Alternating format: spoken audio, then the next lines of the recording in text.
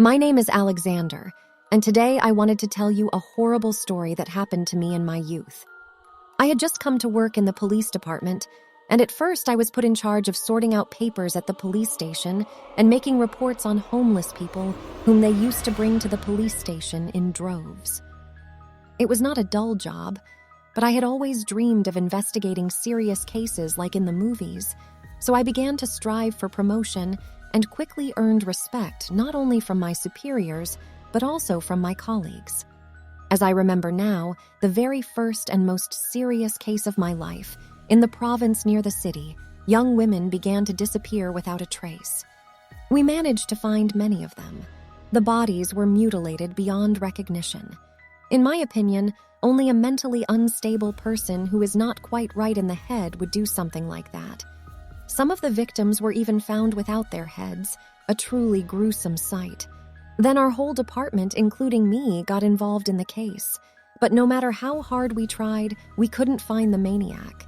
He made one mistake, and that was the only reason we could track him down. We decided to raid the killer and took him to his house, a wooden hut on the outskirts of the city. When we managed to catch the villain, he turned out to be a young man in his 30s, whose face was covered with horrible scars. He had the obvious features of a psychopath because even as he was being arrested, he tried to cut his face right in front of us. Then he was stopped. During the interrogation, the murderer was silent, only chuckling eerily, and we could not get him to talk, and we had to do it at all costs because the bodies of 5 more victims were not found. So we decided to bring him to one of the crime scenes, which was our biggest mistake. After all, it was the fiend who somehow got out of his hands and ran into the rebar that was sticking out of the ground. There, he died of blood loss, and we were left with nothing. This kept me busy for a long time, for we could not find all the missing women, so I suggested to my partners, Mason and Michael, that we resort to an unusual method. I knew a black witch, Brittany, who not only did witchcraft, but also held seances, summoning the dead into the world of the living. I thought that with the help of a seance, we could summon the soul of a maniac and question him, but who would have thought that my idea would lead to terrible trouble? Brittany agreed to help us, and on the appointed day, we met at her house. When we went into the room, it was very dark. The witch sat us down at the table where a pentagram had already been chalked up with black candles around it.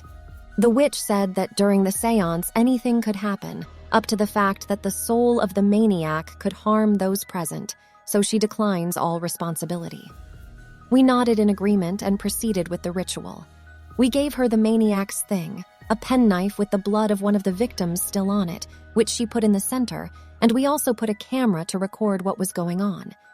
She held up her hands and began reciting some kind of incantation in a strange and incomprehensible language, and after 5 minutes, something terrible began. First, all the candles went out, and then the room got so cold that shivers ran down my body. Suddenly, I heard a strange voice that sounded a lot like the scoundrel who had taken so many innocent lives. His voice came from somewhere in the corner of the room, where it was the darkest place. I started to ask him about the bodies and the place where they were buried, but he didn't answer my questions. He just chuckled evilly. You know, it's very scary when something invisible is laughing in a room. And at one point, I couldn't stand it. I jumped out of my chair, breaking the connection with the others. Brittany had warned me not to let my hands go no matter what happened. And suddenly, the candles on the table lit up again, and I saw someone's black shadow rush past me and grab a knife from the table and start stabbing everyone, indiscriminately. I understood nothing and could only watch as something was killing my comrades and the very Brittany who had agreed to help us. I had never been so scared. I tried to save my comrades, but they were all dead. When it came to me, I saw the translucent face of that killer, who seemed to fly up to me and poke me in the stomach with a knife. That was the last thing I remembered, and then I blacked out. I woke up in the hospital. My whole body was aching with pain, and I was trying to figure out if I was dreaming or not. Then a nurse immediately ran up to me, who called the doctor and another colleague of mine, Victor.